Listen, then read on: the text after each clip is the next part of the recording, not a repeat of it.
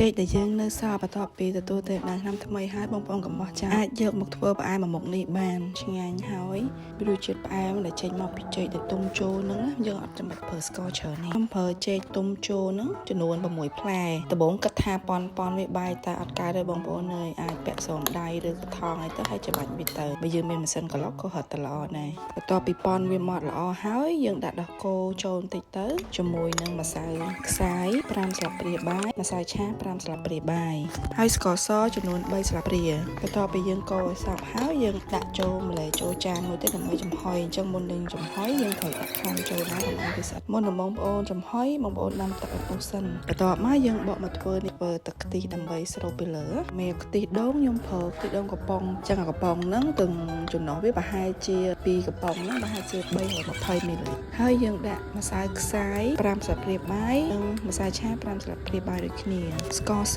តែ1ស្លាបព្រាបាយឯងហើយនឹងបន្ថែមទឹកដោះគោខាប់1ឬ2ស្លាបព្រាបាយទៀតចឹងណាតាមបងប្អូនចូលចិត្តផ្អែមឬក៏អីតែខ្ញុំប៉ុណ្ណឹងល្មមបន្ទាប់មកបងប្អូនច្របល់គោវាសប់ឲ្យម៉ត់ល្អចាំពេលដែលចេកយើងប្រហែលជា20នាទីឆ្អិនហើយយើងចាប់ដើមដាក់ទឹកខ្ទិះដែលយើងបានលាយមិញហ្នឹងហើយចាក់ពីលើ